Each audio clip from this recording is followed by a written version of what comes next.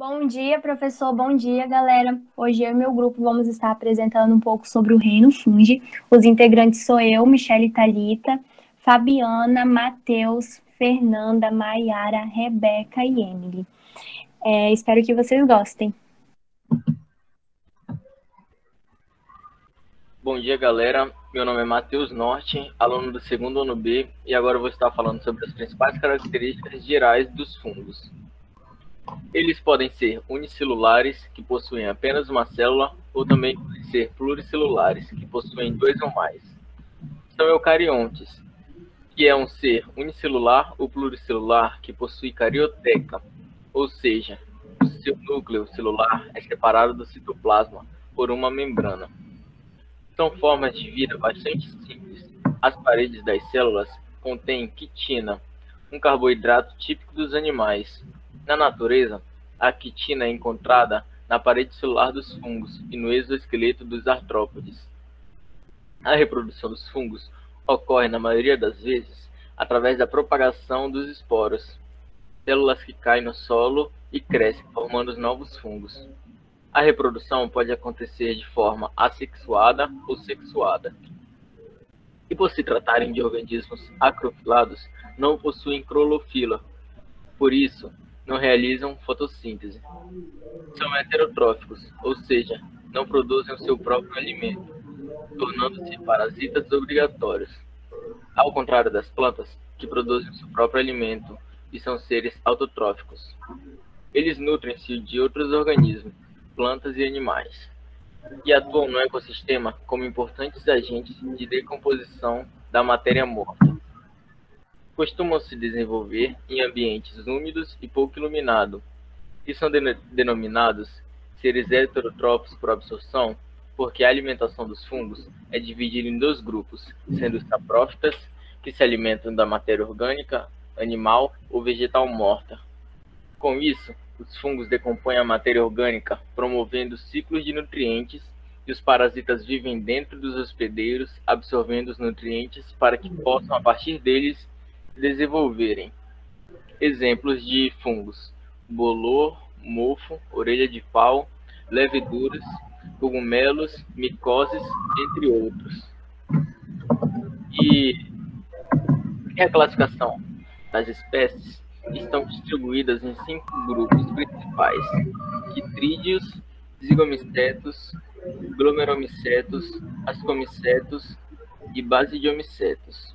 Hoje vamos aprofundar mais sobre as espécies ascomicetos e zigomicetos.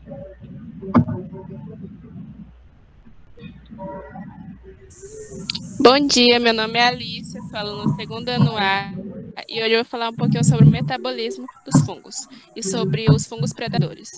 Os fungos são micro-organismos heterotróficos e, em sua maioria, aeróbios obrigatórios, ou seja, se desenvolvem em ambientes com pouco oxigênio ou mesmo na ausência deste elemento. O crescimento vegetativo e a reprodução assexuada ocorrem nessas condições, enquanto a reprodução sexuada se efetua apenas em atmosfera rica em oxigênio. Muitas espécies fúngicas exigem luz para seu desenvolvimento, outras são por ela mesma e mostram-se indiferentes a este agente. Em geral, a luz solar direta devido à radiação ultravioleta é elemento fungicida. Os fungos produzem enzimas como lipases, invertases, lactases, proteinases, amilases e etc., que hidrolisam o substrato, tornando assimilável. Alguns substratos podem induzir a formação de enzimas degradativas. Há fungos que hidrolisam substâncias orgânicas mais complexas, como quitina, osso, couro, inclusive materiais plásticos. Muitas espécies fúngicas podem se desenvolver em meios mínimos, contendo amônia ou nitritos, como fonte de nitrogênio. As substâncias orgânicas de preferência são carboidratos simples, como diglicose, e sais minerais, como sulfatos e fosfatos. Alguns fungos requerem fatores de crescimento, que não conseguem sintetizar, em especial, vitamina como tiamina, biotina, riboflavina, ácido pantotênico e etc. Os fungos, como todos os seres vivos, necessitam de água para o seu desenvolvimento. Alguns halófilicos, crescendo em ambiente com elevada concentração de sal. A temperatura de crescimento abrange uma larga faixa, havendo espécies piscrófilas, mesófilas e termófilas. Os fungos de importância média, em geral, são mesófilos, apresentando temperatura ótima entre 20 e 30 graus. Os fungos podem ter morfologia diferente, segundo as condições nutricionais e a temperatura de seu desenvolvimento.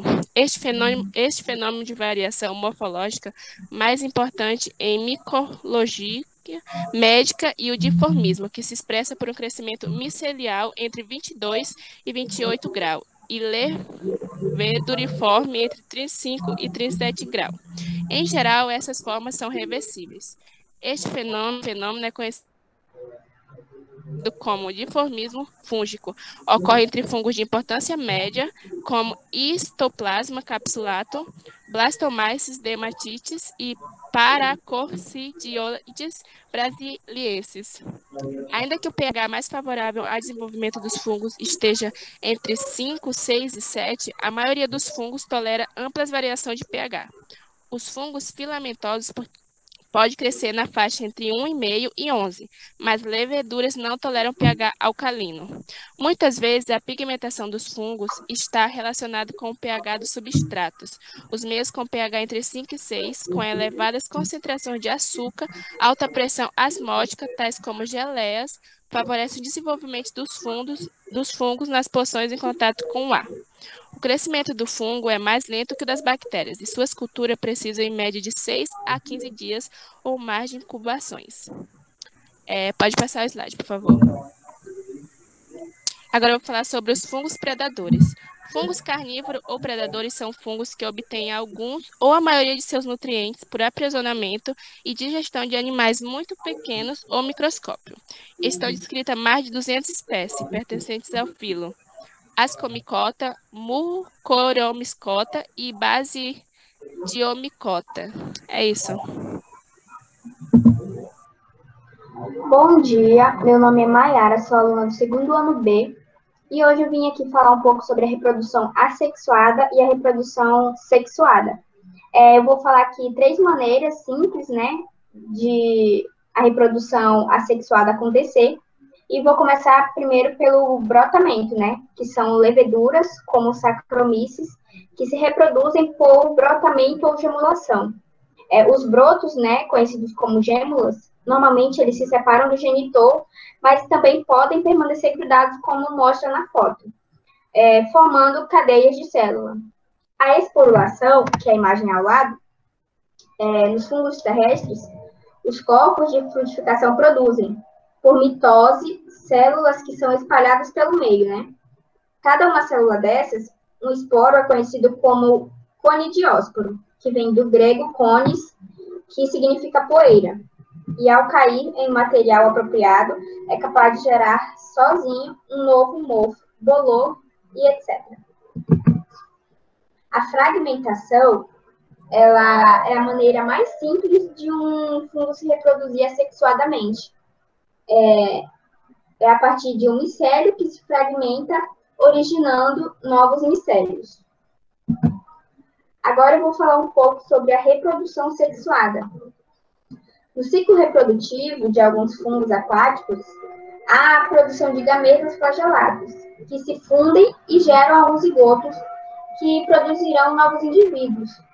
Nos fungos terrestres, existe um ciclo de reprodução onde a produção de esporos por meiose. Esses esporos geram hifas, haploides, que se fundem e geram novas hifas diploides, dentro dos quais ocorrerão novas meioses para a produção de mais esporos meióticos.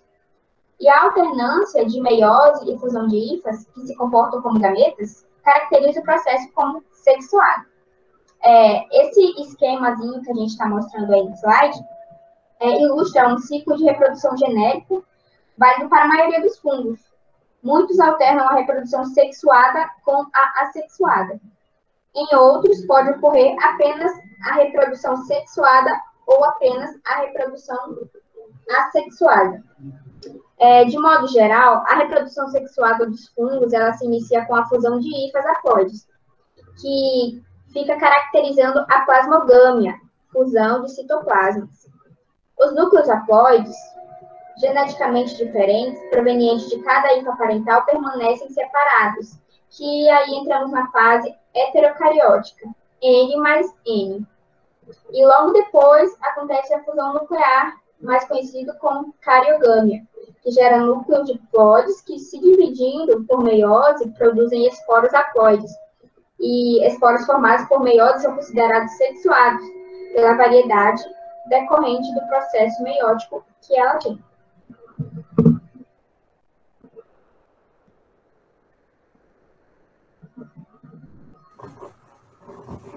Oi, bom dia. Eu sou a Rebeca Caroline, do segundo ano A, e eu vou falar um pouquinho sobre os ascomicetos. Eu vou fazer a introdução do assunto e a Fabiana vai prosseguir. Bom, os ascomicetos são fungos da filo Ascomicota.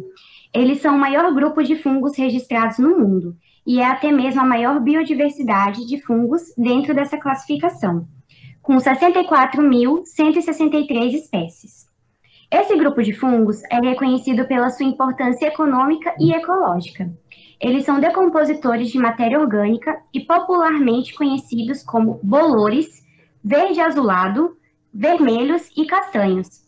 O grupo de ascomicetos engloba também a maioria de fungos patogênicos para as plantas. Pode passar o slide. Eles são encontrados em ambientes marinhos, de água doce e terrestre. A sua principal característica é ter seus esporos formados por ascos, que na maioria das espécies, esses ascos são contidos em uma estrutura chamada de ascoma, que é muito parecido com conchas. Cada um desses indivíduos possui mais de um asco, que pode unir-se a outros, formando o ascórporo, que é basicamente um corpo de frutificação. Pode passar o slide, por favor.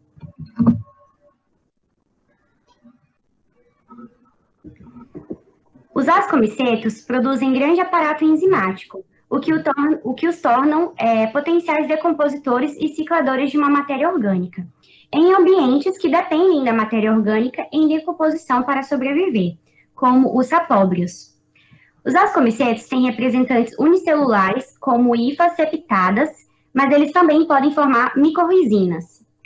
E muitos desses ascomicetos produzem enzimas e diferentes metabolismos que são utilizados em setores industriais, como o farmacêutico, produzindo vitaminas, ácidos orgânicos e antibióticos como a penicilina, por exemplo. Mas eles também servem como alimento, produzindo queijos e molhos e a famosa trufa, que vocês podem ver aí no slide. Essa trufa, ela não é chocolate, ela é um fungo que é encontrado próximo a raízes de árvores e é muito presente na gastronomia francesa e italiana. Os ascomicetos também são responsáveis pela fermentação, que é um processo utilizado na bebida alcoólica e também nos pães. Obrigada.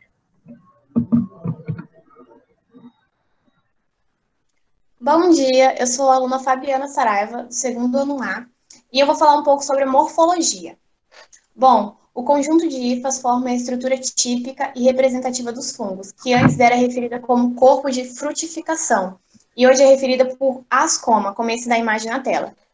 A ascoma é uma estrutura de reprodução sexuada, macroscópica e com período curto de duração em um ciclo de vida. Eles formam ascos, estruturas cilíndricas e em forma de saco produtoras de ascósporos, que são os esporos desse grupo.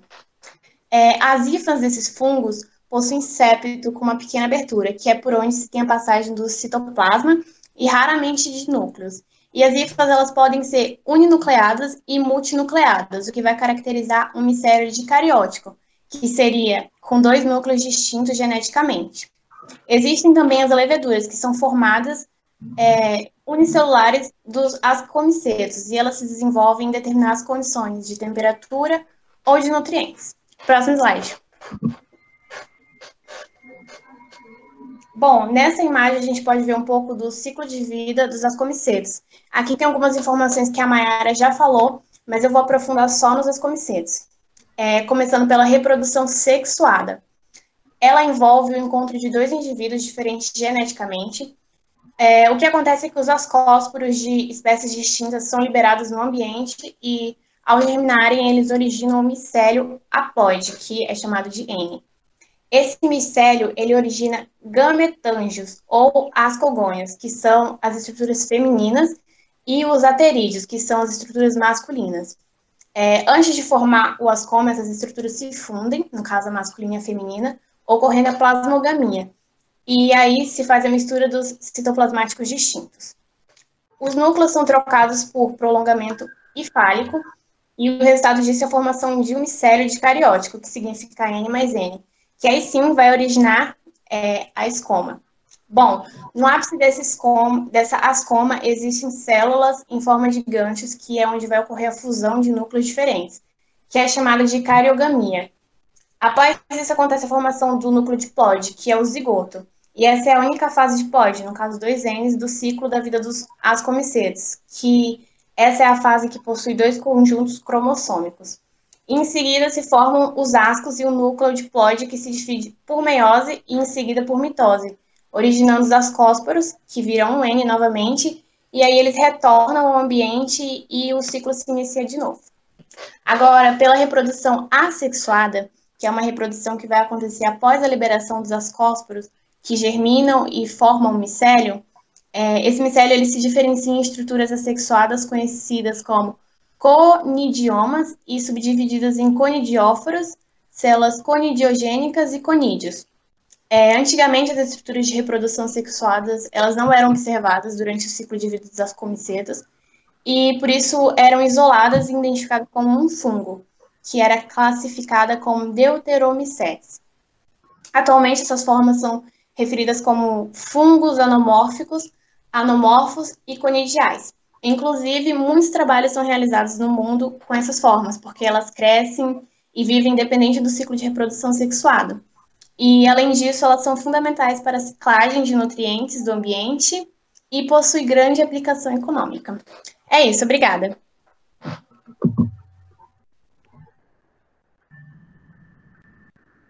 Bom dia, meu nome é Emily, sou da turma do segundo ano B e vou falar sobre os zigomicetos ou filozigomicota. Zigomicetos são fungos do filo Zygomicota. Estima-se que haja mais de 1.000 espécies de zigomicetos ou ficomicetos, como também são conhecidos.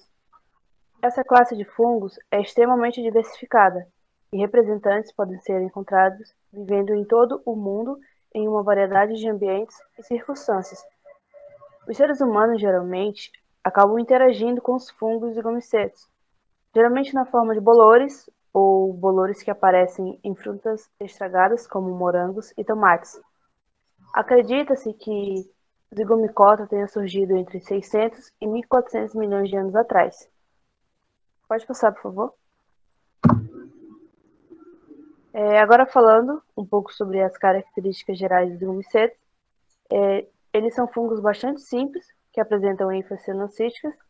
Nesse sentido, queremos dizer que entre as células que formam suas estruturas filamentosas, chamadas de hifas, não há separação, ou seja, é como se a hifa desses fungos fosse uma grande célula polinucleada. São, em geral, encontrados em solos úmidos, decompondo material animal ou vegetal, bem como algumas espécies que parasitam animais e plantas. E aqui nós podemos ver uma imagem, ou melhor, uma fotomicrografia de um fungo classificado como zigomiceto, feito através de microscópio óptico de hifas cenocíticas. E é isso, obrigada. Bom dia, meu nome é Fernanda De Lucas, eu sou do segundo ano B e eu também fiquei com o tema zigomicetos e eu vou concluir a parte da Emily e acrescentar um pouco mais. As características gerais dos zigomicetos é que eles são fungos terrestres. Seus filamentos possuem as hifas cenocídeas, que são hifas produzidas somente por zigomicetos e citromicetos. Também temos os zigosporos, que são os fungos produzidos pelos zigomicetos durante a reprodução sexuada, que ocorre o encontro de duas hifas haploides quando se formam os gametângios das diferentes hifas, ocorrendo a fecundação. Também temos a famosa microrhizas, que são as associações de fungos com as raízes de plantas e são benéficas para as plantas porque aumentam a quantidade de nutrientes disponíveis no solo. Elas podem atuar como decompositores ou como parasitas de animais. Próximo slide.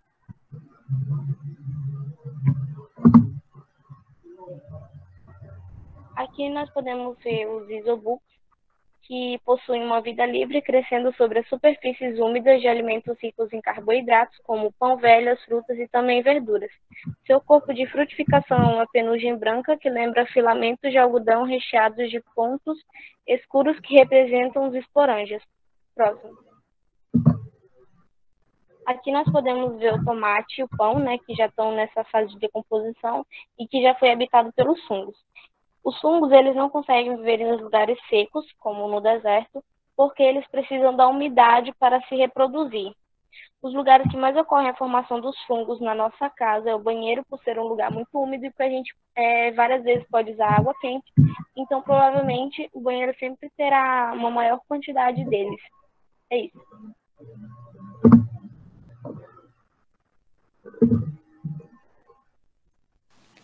Bom dia, professor. Meu nome é Michele Thalita, sou do 2º ano A e eu vou estar falando um pouco sobre a importância dos fungos, citando 3 aspectos bem importantes, que é ecológico, industrial e farmacológica.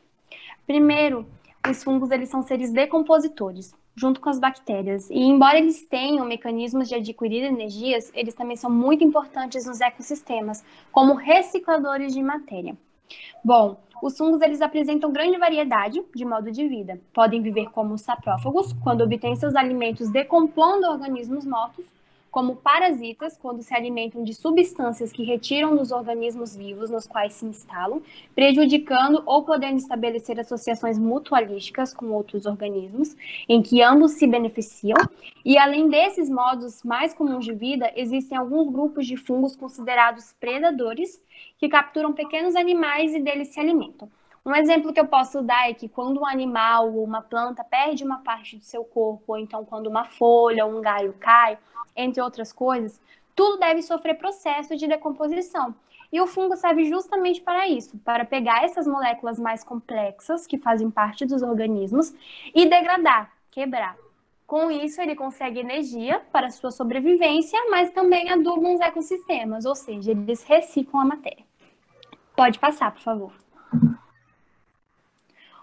Outro aspecto bem importante é o industrial. Os fungos eles são bem interessantes nesse sentido. Falando primeiramente sobre a característica alimentícia, nós podemos comer fungos diretamente. Hoje se consome uma série de fungos diferentes.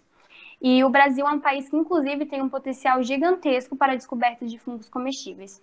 Também se usa leveduras para a fabricação de pães e alguns tipos de queijo. Pode passar, por favor. Um exemplo que eu posso dar é o Roquefort e o Gorgonzola, que são alguns tipos de queijos inoculados, ou seja, injetado, inserido com fungos. E é justamente isso que dá um sabor característico para o queijo, deixando mais gostoso. E também não posso deixar de citar que através dos fungos também são produzidas as bebidas alcoólicas, pois são necessários para o processo de fermentação. Pode passar. É através dos fungos que consegue fazer o vinho, o uísque, a vodka, enfim. Pode passar. Outro aspecto muito importante é o farmacológico. Vários tipos de fungos produzem substâncias que são nocivas, ou seja, prejudiciais, para os seus principais competidores, que no caso são as bactérias. Fungos e bactérias são seres decompositores e eles estão competindo muitas vezes pelo mesmo substrato, ou seja, pelo mesmo resíduo. Então, o fungo tenta ganhar vantagem produzindo substâncias que matam as bactérias, no caso, os antibióticos. O mais famoso antibiótico que nós temos e com mais derivados é a penicilina. Ela foi descoberta de maneira acidental por um biólogo chamado Alexander Fleming.